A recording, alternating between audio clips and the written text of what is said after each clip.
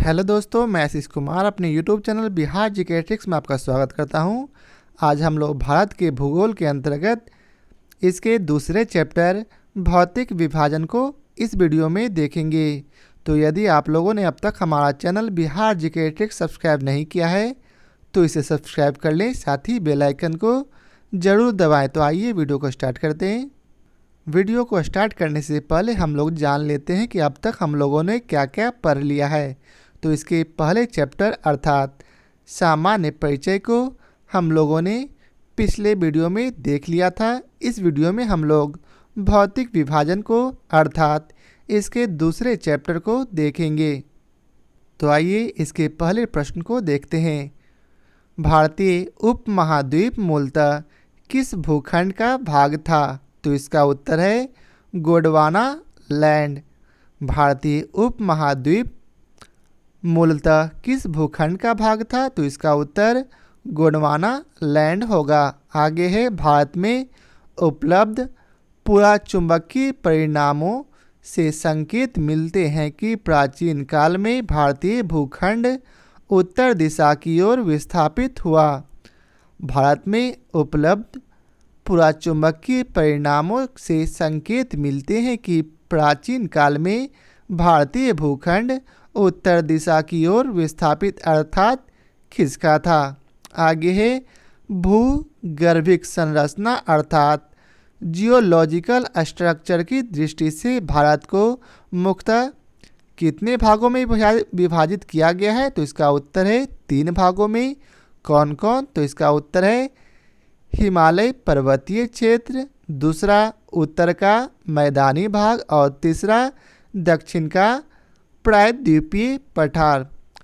अब आइए आगे देखते हैं। हिमालय के समानांतर संरचनात्मक भाग अर्थात वलयों की तीव्रता तथा निर्माण आयु के आधार पर हिमालय को 4 भागों में बांटा गया है। सबसे पहला भाग है ट्रांस हिमालय, जिसे तिब्बत का क्षेत्र कहा जाता है। वहीं दूसरा भाग बृहत हिमालय है, जिसे महान हिमालय भी कहा जाता है। और हिमालय का तीसरा भाग है लघु हिमालय, जिसे मध्य हिमालय भी कहा जाता है। और हिमालय का आखिरी भाग बाह्य या उप हिमालय या जिसे शिवालिक हिमालय भी कहा जाता है। तो आइए चलते हैं आगे देखते हैं। हिमालय का निर्माण समांतर वलय श्रेणियों से हुआ है। इसमें प्राचीनतम श्रेणी कौन सी है? तो इसका उत्तर है बृहत हिमालय। तो अर्थात हिमालय के 4 भागों में सबसे प्राचीनतम भाग बृहत हिमालय है। अगला प्रश्न है, उत्तर भारत में उप हिमालय क्षेत्र के सहारे विस्तारित समतल मैदान को क्या कहा जाता है? तो इसका उत्तर है भाबर।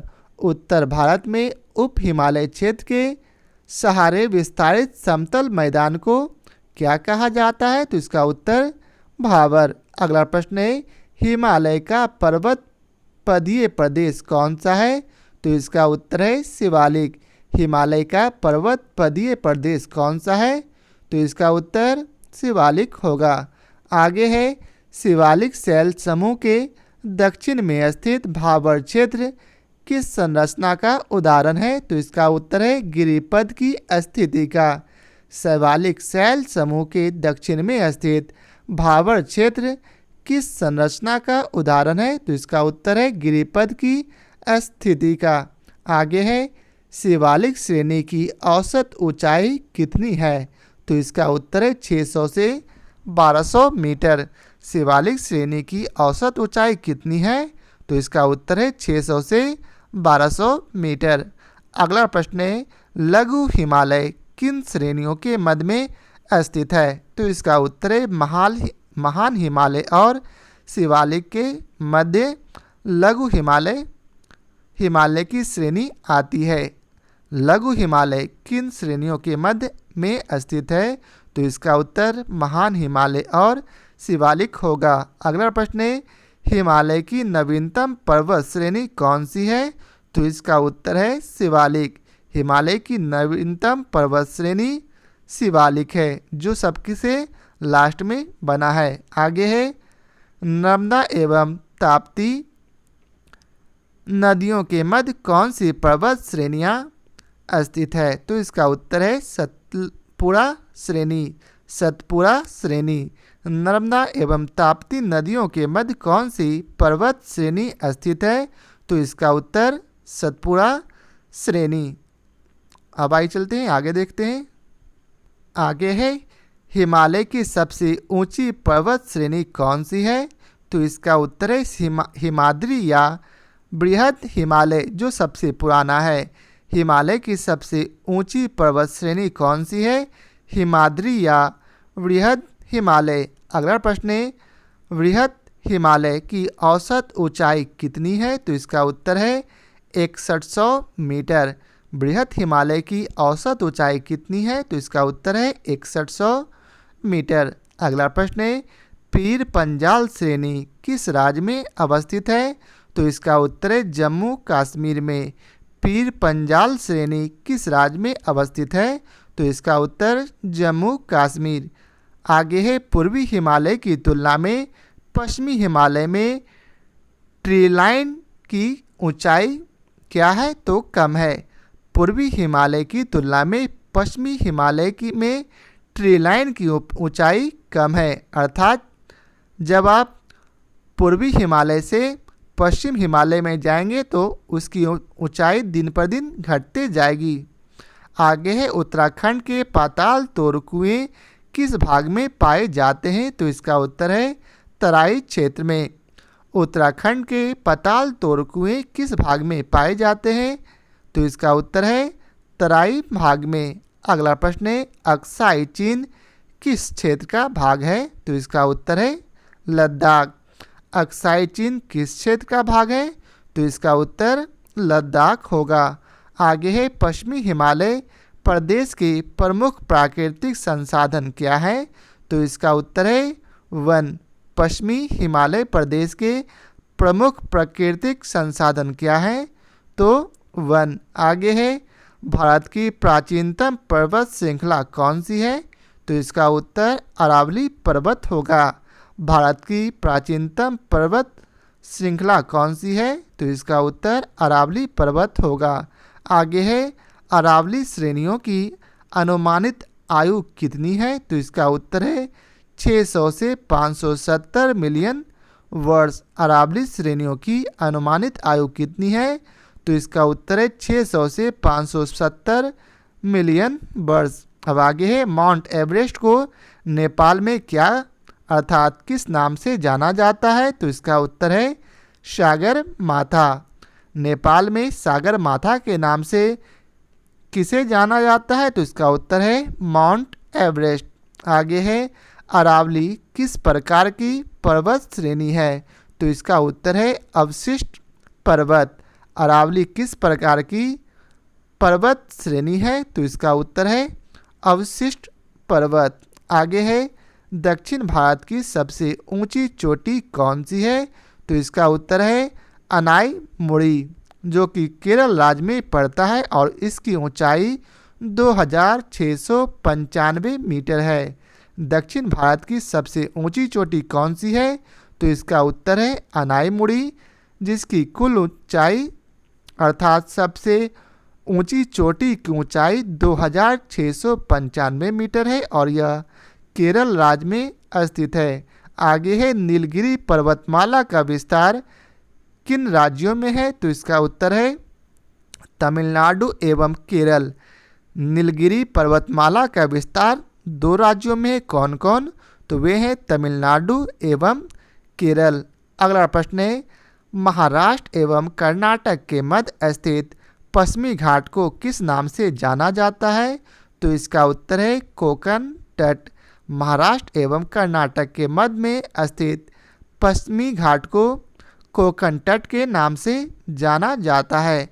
आगे है इलायची की पहाड़ियाँ किन राज्यों के मध्य सीमा बनाती है? तो इसका उत्तर है केरल एवं तमिलनाडु। इलायची की पहाड़ियाँ किन राज्यों के मध्य सीमा बनाती है? तो इसका उत्तर है केरल एवं तमिलनाडु। अगला प्रश्न है सेवराई पहाड़ियाँ किस राज्य में स्थित है? तो इसका उत्तर है तमिलनाडु। सेवराई पहाड़ियाँ किस राज्य में स्थित है? तो इसका उत्तर तमिलनाडु होगा। आगे है पूर्वी घाट और पश्चिमी घाट परस्पर कहाँ मिलती है? तो इसका उत्तर नीलगिरी पहाड़ियों पर। पूर्वी घाट और पश्चिमी घाट परस्पर कहाँ मिलती है? तो नीलगिरी पहाड़ियों पर। आगे है भारत की सर्वोच्च पर्वत चोटी कौन सी है? तो इसका उत्तर K2 अर्थात गॉडविन ऑस्ट्रीन, जिसकी सबसे ऊंचे चोटी की ऊंचाई 8,611 मीटर है। अब आइए आगे पढ़ते हैं। विश्व की सर्वाधिक तीव्र ढाल वाली चोटी कौन सी है? तो राका पोसी। विश्व की सर्वाधिक तीव्र ढाल वाली चोटी है राका पोसी, जो कि लद्दाख श्रेणी में स्थित है। अब आइए चलते हैं अगले पेज पर। आगे है माना दर्रा उत्तराखंड को किससे जोड़ता है? तो इसका उत्तर है तिब्बत। उत्तराखंड को जोड़ने वाला दर्रा कौन है जो कि तिब्बत से उत्तराखंड को जोड़ता है? तो इसका उत्तर है माना दर्रा। अगला प्रश्न है नंदा देवी शिखर किस राज्य में अवस्थित है? तो इसका उत्तर उत्तराखंड में। नंदा देवी शिखर किस राज्य में है? तो यह है उत्तराखंड राज्य में। अगला प्रश्न है अरावली श्रेणी का उच्चतम पर्वत शिखर कौन सा है? तो इसका उत्तर गुरु शिखर होगा, जिसकी ऊंचाई 1722 मीटर है और यह राजस्थान में पड़ता है। अरावली श्रेणी का उच्चतम पर्वत शिखर कौन सा है? तो वह है गुरु शिखर, जिसकी ऊंचाई 1722 मीटर और यह राजस्थान में पड़ता है।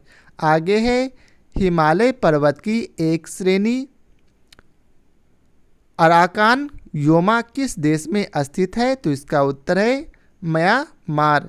हिमालय पर्वत की एक श्रेणी अराकान योमा किस देश में स्थित है? तो इसका उत्तर म्यांमार। आगे है कुल्लू घाटी किन पर्वत श्रेणियों के मध्य स्थित है? तो इसका उत्तर है धौलाधर तथा पीर पंजाल। कुल्लू घाटी किन पर्वत श्रेणियों के मध्य स्थित है? तो इसका उत्तर है धौलाधर तथा पीर पंजाल। आगे है पालघाट दर्रा किन पहाड़ियों के मध्य स्थित है? तो इसका उत्तर है नीलगिरी और अन्नामलाई पहाड़ियों के मध्य। पालघाट दर्रा किन पहाड़ियों के मध्य स्थित है? तो इसका उत्तर है नीलगिरी और अन्नामलाई पहाड़ियों के मध्य। अगला प्रश्न है नाथुला दर्रा किस राज्य में स्थित है? तो इसका उत्तर सिक्किम। नाथुला दर्रा किस राज्य में स्थित है? तो इसका उत्तर सिक्किम। अब आइए चलते हैं आगे देखते हैं। तो आगे है उत्तराखंड में कोनधारी वनों एवं छोटे छोटे घास के मैदानों को किस नाम से जाना जाता है? तो यह है बुग्याल या फिर पयार नाम से। उत्तराखंड में कोनधारी वनों एवं छोटे छोटे घास के मैदानों को बुग्याल या पयार के नाम से जाना जाता है।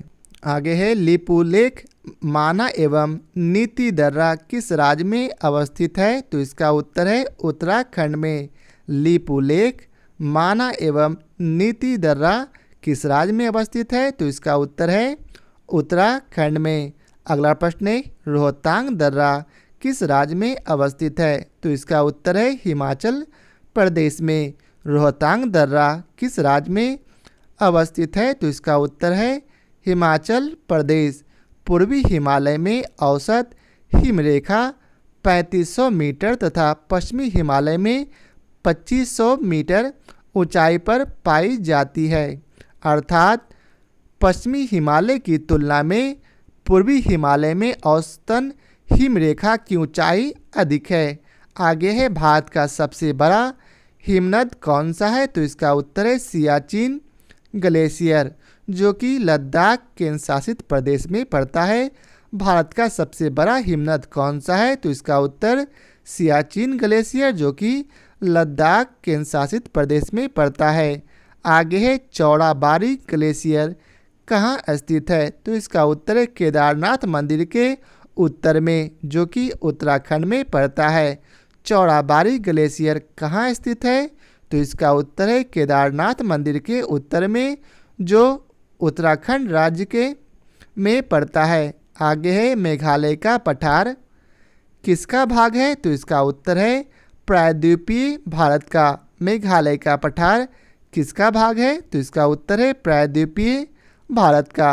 अगला प्रश्न है भारत के प्रायद्वीपीय पर्वत किस काल में निर्मित हुए? तो इसका उत्तर है पैलियोजोइक महाकल्प में। भारत के प्रायद्वीपीय पर्वत किस काल में निर्मित हुए? तो इसका उत्तर है पैलियोजोइक महाकल्प में।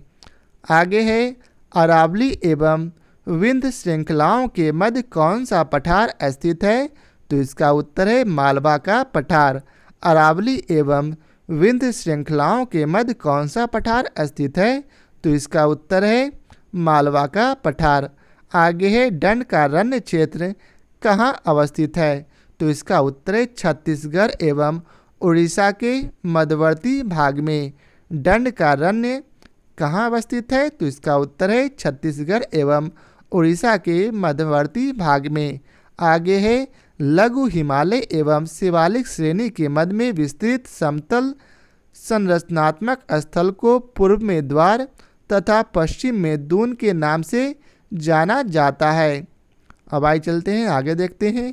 भारत का औसत समुद्री तल किस तट से मापा जाता है? तो इसका उत्तर है चेन्नई। भारत का औसत समुद्र तल किस तट से मापा जाता है? तो इसका उत्तर है चेन्नई। आगे है भारत की समुद्र तट रेखा की कुल लंबाई कितनी है? तो इसका उत्तर है लगभग 7,517 किलोमीटर। भारत की समुद्र तट रेखा की कुल लंबाई कितनी है? तो इसका उत्तर है लगभग 7,517 किलोमीटर। अगला प्रश्न है भारत के तटीय राज्यों में से किसकी सीमा सबसे लंबी है? तो इसका उत्तर है गुजरात। भारत के तटीय राज्यों में से किसकी सीमा सबसे लंबी है? तो इसका उत्तर गुजरात राज्य की। आगे है भारत के कितने राज्य समुद्री तट रेखा से संलग्न हैं? तो इसका उत्तर है 9। कौन कौन? तो वे हैं गुजरात, महाराष्ट्र, कर्नाटक, केरल, तमिलनाडु, पश्चिम बंगाल, आंध्र प्रदेश, उड़ीसा और गोवा। भारत के कितने राज्य समुद्री तट रेखा से संलग्न हैं? तो इसका उत्तर है 9। वे हैं गुजरात, महाराष्ट्र, कर्नाटक, केरल, तमिलनाडु, पश्चिम बंगाल, आंध्र प्रदेश, उड़ीसा और फिर गोवा। अगला प्रश्न है प्राचीन भारतीय ऐतिहासिक भूगोल में रत्नाकर नाम किसका सूचक था? तो इसका उत्तर है हिंद महासागर का। प्राचीन भारतीय ऐतिहासिक भूगोल में रत्नाकर नाम किसका सूचक था? तो इसका उत्तर है हिंद महासागर का। अगला प्रश्न है तमिलनाडु व आंध्र प्रदेश के समुद्री तट का क्या नाम है? तो इसका उत्तर है कोरोमंडल तट। तमिलनाडु व आंध्र प्रदेश के समुद्री तट का क्या नाम है? तो इसका उत्तर है कोरोमंडल तट। अगला प्रश्न है कन्याकुमारी को किस अन्य नाम से जाना जाता है? तो इसका उत्तर है केप कोमोरिन। कन्याकुमारी को अन्य किस नाम से जाना जाता है? तो इसका उत्तर है केप कोमोरिन। अगला प्रश्न है अंडमान और निकोबार द्वीप समूह में सबसे अधिक ऊंचाई वाली चोटी कौन सी है? तो इसका उत्तर है सैंडल पीक। अंडमान और निकोबार द्वीप समूह में सबसे अधिक ऊंचाई वाली चोटी कौन सी है? तो इसका उत्तर है सैंडल पीक। अगला प्रश्न है अंडमान व निकोबार द्वीप समूह स्थित है? तो इसका उत्तर है बंगाल की खाड़ी में। अंडमान व निकोबार द्वीप समूह स्थित है बंगाल की खाड़ी में। अगला प्रश्न है अंडमान निकोबार द्वीप समूह में द्वीपों की संख्या कितनी है? तो इसका उत्तर है 572। अंडमान निकोबार द्वीप समूह में द्वीपों की संख्या कितनी है? तो इसका उत्तर है 572। अगला प्रश्न है 10 डिग्री चैनल किन दो द्वीपों को पृथक करता है? तो इसका उत्तर है अंडमान को निकोबार द्वीप से। 10 डिग्री चैनल किन दो द्वीपों को पृथक करता है? तो इसका उत्तर है अंडमान को निकोबार द्वीप से। अगला प्रश्न है बैरन द्वीप अवस्थित है कहाँ? तो इसका उत्तर है बंगाल की खाड़ी में। बैरन द्वीप कहाँ अवस्थित है? तो इसका उत्तर है बंगाल की खाड़ी में। अगला प्रश्न है श्रीहरिकोटा द्वीप कहाँ अवस्थित है? तो इसका उत्तर है पुलिकट झील के समीप। श्रीहरिकोटा द्वीप कहाँ अवस्थित है? तो इसका उत्तर है पुलिकट झील के समीप। अगला प्रश्न है राम सेतु कहाँ से प्रारंभ होता है? तो इसका उत्तर है धनुष कोडी। राम सेतु कहाँ से प्रारंभ होता है? तो इसका उत्तर है धनुष कोडी से। अगला प्रश्न है लक्षद्वीप कहाँ अवस्थित है? तो इसका उत्तर है अरब सागर में। लक्षद्वीप कहाँ अवस्थित है? तो इसका उत्तर अरब सागर में। अगला प्रश्न है भारत का कौन सा द्वीप समूह प्रवाल निर्मित है? तो इसका उत्तर है लक्षद्वीप। भारत का कौन सा द्वीप समूह प्रवाल निर्मित है? तो इसका उत्तर है लक्षद्वीप। अगला प्रश्न है मिनिकॉय द्वीप भारतीय तट रेखा के सुदूरवर्ती द्वीप की श्रेणी में आता है।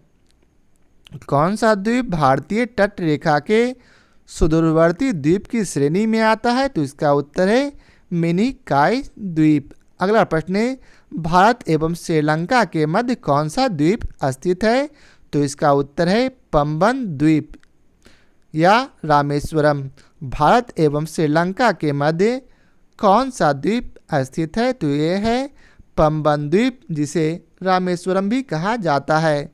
आगे है द्वीपों पर बसा हुआ भारत का सबसे बड़ा नगर कौन सा है? तो इसका उत्तर है बम्बई। द्वीपों पर बसा हुआ भारत का सबसे बड़ा नगर कौन सा है? तो इसका उत्तर है मुंबई। आगे है कोरी क्रीक कहाँ स्थित है? तो इसका उत्तर है कच्छ के रण में। कोरी क्रीक कहाँ स्थित है? तो इसका उत्तर है कच्छ के रण में। अगला प्रश्न है सरक्रिक विवाद किन दो देशों के मध्य है? तो इसका उत्तर है भारत एवं पाकिस्तान के मध्य। सरक्रिक विवाद किन दो देशों के मध्य है? तो इसका उत्तर है भारत एवं पाकिस्तान के मध्य। अगला प्रश्न है बुर्जिल व बनिहाल दर्रे किस पर्वत श्रेणी में स्थित है? तो इसका उत्तर है पीर पंजाल श्रेणी। बुर्जिल व बनिहाल दर्रे किस पर्वत श्रेणी में स्थित है? तो इसका उत्तर है पीर पंजाल श्रेणी। अब आगे चलते हैं अगले प्रश्न को देखते हैं। तो आगे है हिमालय के प्रमुख ऊंचे शिखर अर्थात माउंट एवरेस्ट किस देश में है? तो यह है नेपाल में, जिसकी कुल ऊंचाई अर्थात सबसे ऊंची चोटी की ऊंचाई 8,848 मीटर है। वहीं दूसरा काराकोरम, जिसे केटू भी कहा जाता है या फिर गॉडविन ऑस्ट्रीम भी, यह भारत में है। इसकी सबसे ऊंची चोटी की ऊंचाई 8,611 मीटर है। वहीं तीसरा है कंचनजंगा, जो कि नेपाल में पड़ता है और इसकी ऊंचाई 8,598 है। आगे है मैकालू पर्वत, यह नेपाल में पड़ता है और इसकी ऊंचाई 8,481 है। मैकालू पर्वत कहाँ पड़ता है? तो नेपाल में। आगे है धौलागिरी, यह भी नेपाल में पड़ता है। धौलागिरी भी नेपाल में पड़ता है, जिसकी ऊंचाई है 8,172। आगे है नंगा पर्वत, जो भारत में पड़ता है और इसकी ऊंचाई 8,126 है। नंगा पर्वत किस देश में है? भारत में। इसकी ऊंचाई 8,126 है। वहीं अन्नपूर्णा पर्वत किस देश में है? तो नेपाल में। इसकी ऊंचाई 8,078 है। अन्नपूर्णा पर्वत किस देश में है? तो यह है नेपाल में और इसकी ऊंचाई 8,078 है। आगे है नंदा देवी, यह किस देश में है? तो यह भारत देश में है। नंदा देवी पर्वत किस देश में है? तो यह है भारत देश में और इसकी ऊंचाई 7,817 है। आगे है कामेत पर्वत, यह किस देश में है? तो यह है भारत में। इसकी ऊंचाई 7,756 है। कामेत पर्वत किस देश में है? तो इसका उत्तर है भारत में। इसकी ऊंचाई 7,756 मीटर है। आगे है नमचा बरवा, यह किस देश में है? तो इसका उत्तर है चीन में।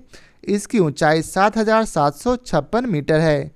आगे है गुरुला मंदाता, यह किस देश में है? तो यह है तिब्बत में। इसकी कुल ऊंचाई 7,728 है।